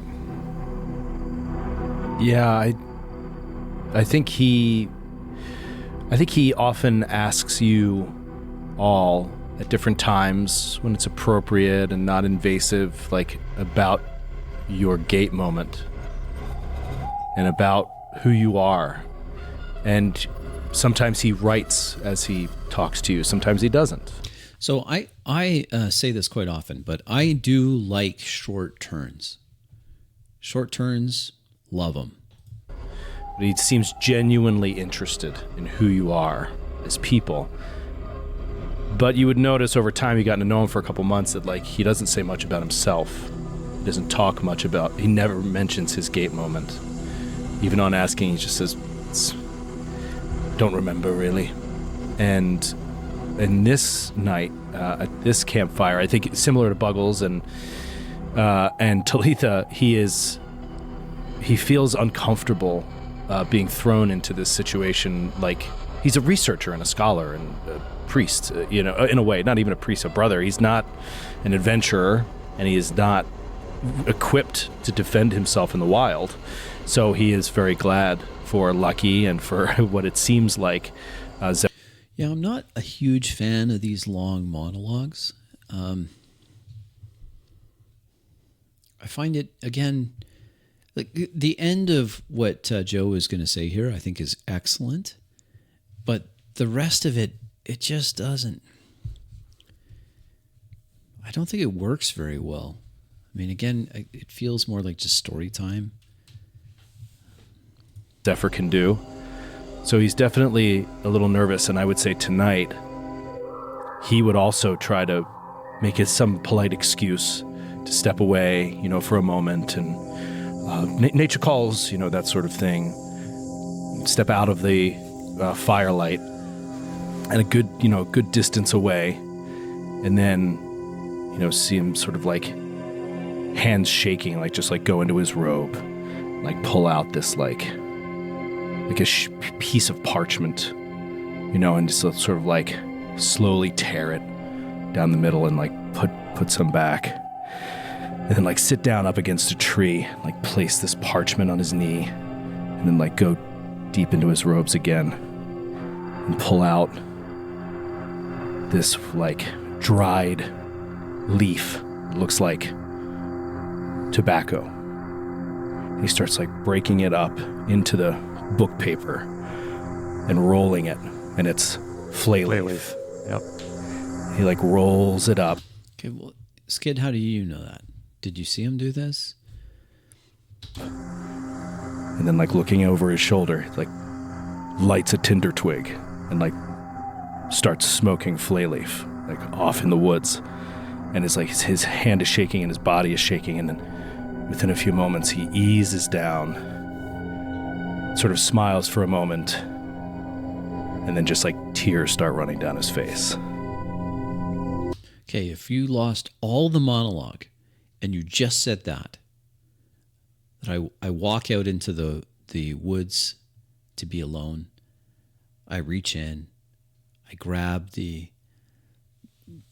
paper, he rolls the flay leaf and smokes it, and then the rest, and just leave it at that. That would be great. It would be short and it would be very impactful. It tells us a lot because I do think that a picture is worth a lot. What is it, the saying? Picture's worth 1,000 words. So just paint the picture. Just tell us what he's doing. And that's great. Just leave it at that. Can I ask everyone a quick question? No, you cannot. He just did great. Just leave it at that. Which of us would go home if they could? Would anyone? No. Not that I wouldn't want to go back, but not right now. Oh, you're weird. I think Lucky has maybe said, like, if this ever came up, Lucky has said, I have no home. Yeah, I think Talitha would say, "What's home?" Yeah. Okay. I mean, so that's something that would also Yeah. that's common ground for each of us too. Yeah, you would also get the sense that Ramius is absolutely dedicated to finding out what happened Yeah. when he went through that portal. Yeah. I think Talitha might share the fact that she has a brother who also went through the gate and has not returned. And that is kind of her. This is one of the people we're looking for. Yeah, Yeah. exactly. Yeah. So you're all kind of going through this. this is your first night outside together. I think that in your time with the doctor, even when you were traveling from Ustalav to Seven Arches, you were staying in inns, maybe not the nicest inns in town, but he took care of your room and board. So now you're out under the stars, although you look up and the thick canopy of trees, you can barely see any stars. It's dark, it's creepy. Maybe by candlelight before you go to bed, you start looking through on the history of the Wildwood by like some doctor, some scholar. And, you don't get too far before you go to bed. You want to be ready to go in the morning. Hopped up on Flayleaf. Wait, what is Flayleaf? It's like a hallucinogen. Yeah, Oh, it's okay. drugs. Are we aware? Or are you successful? He's hiding it. He thinks he's hiding it, so I mean, it's kind of up to you Think guys. Talitha, our master detective, Yeah, it's kind would of be up to able you pick guys. up on Yeah, it? smell He's a something on it. user. Could I do can I do a perception to see if I I think you're trained in perception. You spend enough nights with him, you might smell something on him, but not know for sure, and certainly not press. not gonna pry, but but Is it like illegal? in some places, not in the River Kingdoms. Yeah. Where there's no law, but yeah, it is. It's a very like low end hallucinogen. Okay. Natural hallucinogen. We've also established, Talitha, from your backstory that you hung out in the dirtiest taverns in town. You know Flayleaf. I know Flayleaf. But You've also known him to smoke like tobacco. Yeah. well. So it wouldn't be that weird, maybe. But Yeah. it's a Spliffing. Flayleaf spliff. Flayleaf. Flayleaf spliff. Flayleaf spliff. So you're reading about it, and you read that the Wildwood is the largest forest in Seven Arches, full of fae and wild magic. And the rumor is that 1 out of every 10 animals in the Wildwood has been awakened to fae magic. whoa. Man, Wow. I hate face stuff. Yeah, like you do. generally, Really? that's one of my least favorite things. But this is cool. There are no roads larger than a footpath cutting through the dense interior of the forest, and you've also felt what you read a passage. It's like everywhere you go, you feel like dozens of unseen eyes watching you, and there's all these stories about the fae who inhabit the area, kind of treat the Wildwood as their sovereign nation, and the fae that are friendly sort of have an accord with the Oak Stewards. The book mentions the Oak Stewards. And those who are not friendly kind of have their own way of doing things. And then you read this story maybe as you're drifting off about a hydra that once stumbled into the Wildwood and came upon a gateway to the first world and was able to commune with the gateway and cause havoc until she was eventually put down. And you go to sleep. And you wake up now, hopefully, less than a day away from the location that Lemma Feldthorn gave you. So you douse your fire, gather your things. Okay, so Troy, I think that's playing those characters. Load up Doug the Mule, and head out. About halfway through the second day now, the sun, did it set early today, or is it just unnaturally dark in this area of the forest? You're not sure.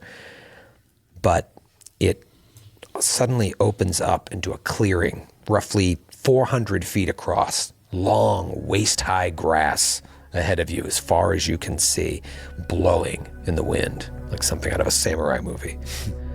Gently rolling landscape.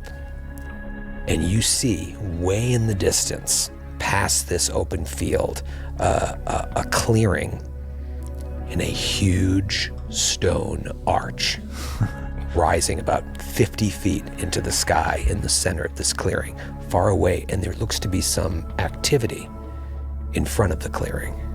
We've reached St. Louis. Okay, by saying that, you break the tension, Skid, that Troy is trying to make here. It's, I'm starting to feel, this could be, so good thing I can just crack a out of character, out of fiction joke about being, this is it, we've reached the whatever, Peace Arch, St. Louis, here we come.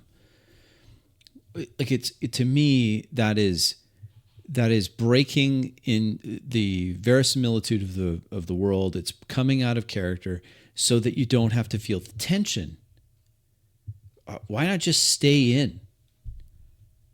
You've reached St. Louis. Lucky says, that's the Space Needle. No, the Space Needle? Is that something in Galarian now too? We It made was it. Pike's Place. It's Pike's Place. Hold on. There's movement up ahead. I just want to say I haven't had a chance to do it with all the roleplay and everything, but just letting you know, like, I don't have a lot of spells to prepare, but when he's praying in the morning, he's praying for his, like, combat set. His, like, we're in a danger. Well, you would have had a chance to say that, except that Troy woke them up. Troy broke the camp. Troy said where they're going. There was a lot of fast travel there. Dangerous area. Blaster spells. Oh, It's yeah. blaster stuff. And Buggles casts mage armor on himself during his morning preparations as Great. well. Should we? Can I do a perception check? Sure. So I'm going to give. I think, Matthew, rather you've done this a few times in this session. Maybe this is part of the social contract that's operating in your game. But why not just say that Talitha looks around? Her eyes, I look around. I look at this grass and the movement. And then roll the dice and say perception, yada, yada. And then he can say, and Troy can say whatever he says. Or if you want Troy to roll it, then you would just say that. I look around. And then if he's not cluing in, you could just say perception. But I think you roll here, don't you? If this is Bolan or his, I would get a bonus to this with my pursue lead. But Okay, I'll keep that in mind. natural 19. So that is going to be a 25. Okay. You can hear sound. Again, this is a few hundred feet away. Muffled voices. And you see, like, something is going on near the base of the arch. But because of the grass and the distance, you can't see. And you can't make out who the figures are either. Maybe they have similar headdresses to the Oak Stewards. It's tough to tell. Perhaps we should leave the horses for a moment and approach on foot. Cut through the grass. Yes. Yeah, it would be hard to get the cart through this. All right, Doug. Take it easy.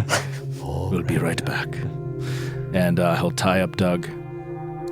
And I'll do a perception too. Again, as we're moving closer. Yeah, I will as well. Do one as well. Same. That is a 15 for Brother Ramius.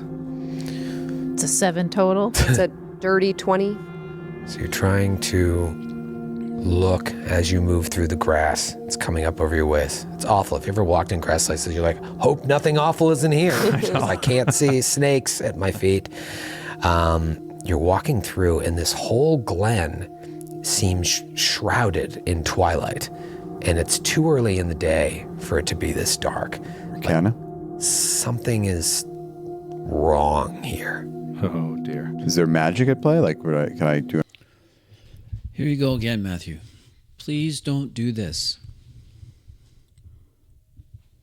an Arcana check? It does feel, you have detect magic? Yeah. Yeah, is that a cantrip? Mm-hmm. Okay, if you're just like, you feel it, the presence Presence of magic. of otherworldly fey magic is just influencing this area. Just be aware, there's magic here.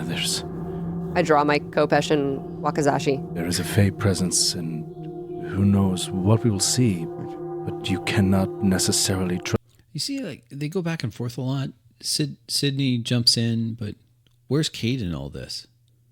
Where's Boggles, other than Skid making out-of-fiction commentary? Trust your senses. Was there Think carefully. anything in your book about a stone arch? Not that I recall.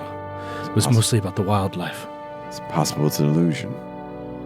It's always possible with Fae. Everything could be an illusion. Everything you see, everything you hear. I cut the grass with my Kopesh. As you cut the grass with your Kopesh, using your dirty 20 perception, you see something moving in the thick grass up ahead. And suddenly it just appears like 20 feet away from you in a second. And it looks like a hound, except its eyes Oh no! are giant black pools. Oh no! Come on! And we'll see you next week. Okay. We did it. We did it, folks. We did campaign 2, episode 3 of Glass Cannon Network.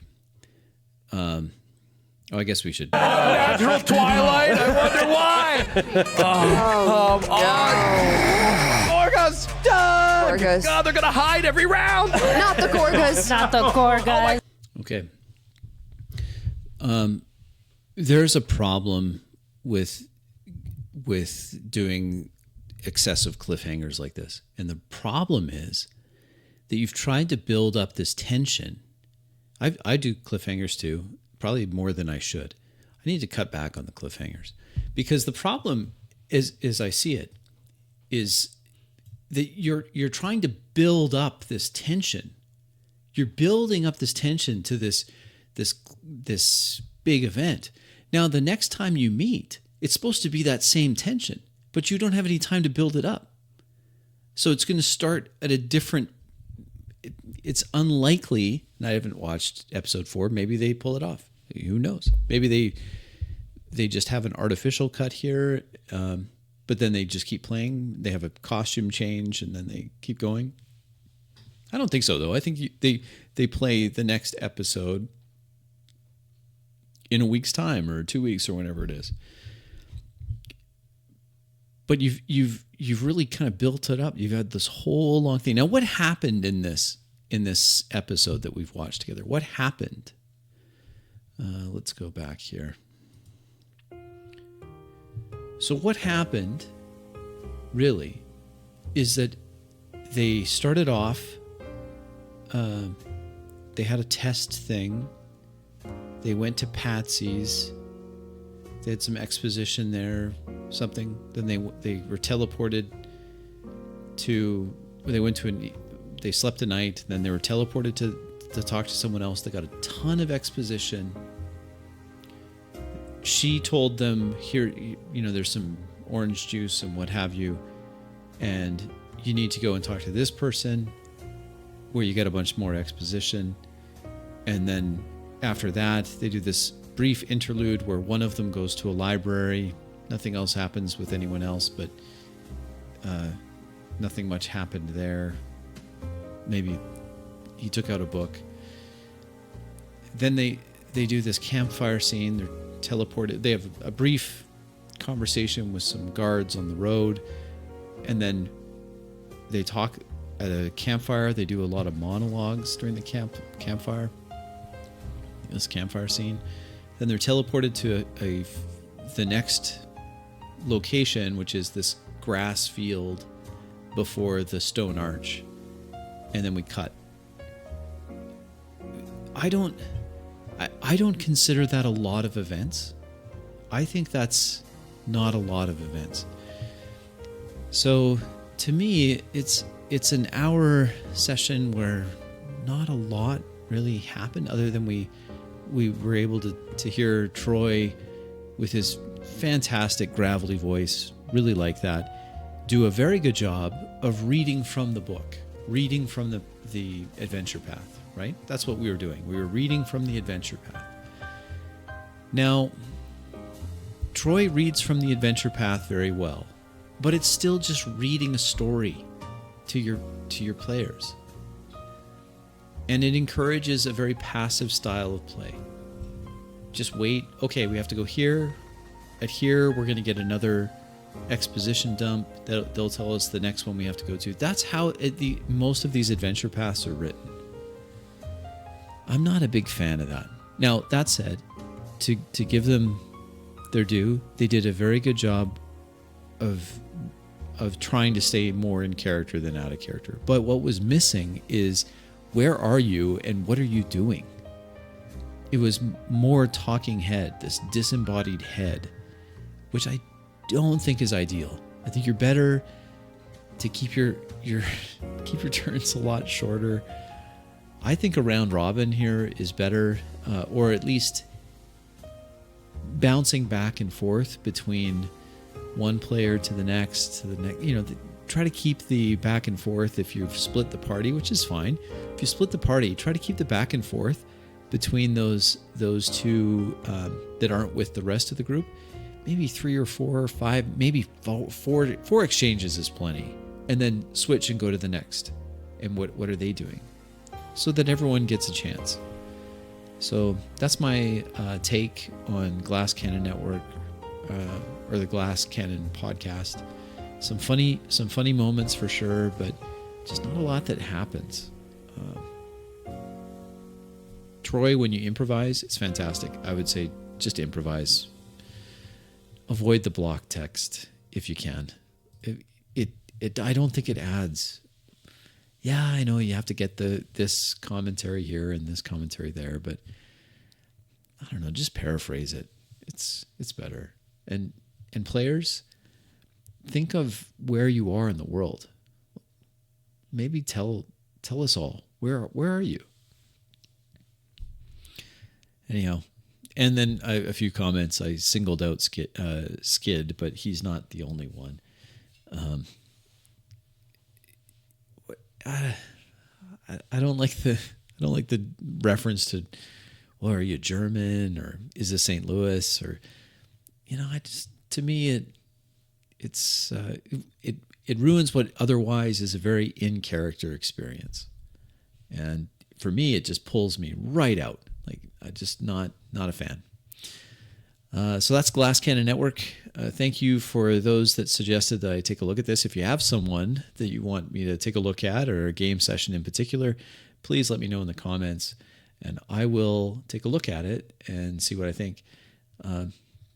This is this session here. Did I like it? I mean, I liked portions of it. Yeah, I did.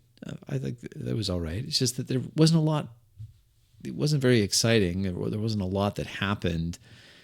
It was mostly listening to Troy, but in his defense, Troy has a fantastic voice. That's there. I'll end on that. Thanks for watching. If you made it this far, congratulations. You are an Iron Man style YouTuber to get this, or YouTube content consumer to get this far. And I'm Table Runner Crispy signing off until the next one. Thank you very much for watching. I'll catch you later. Bye.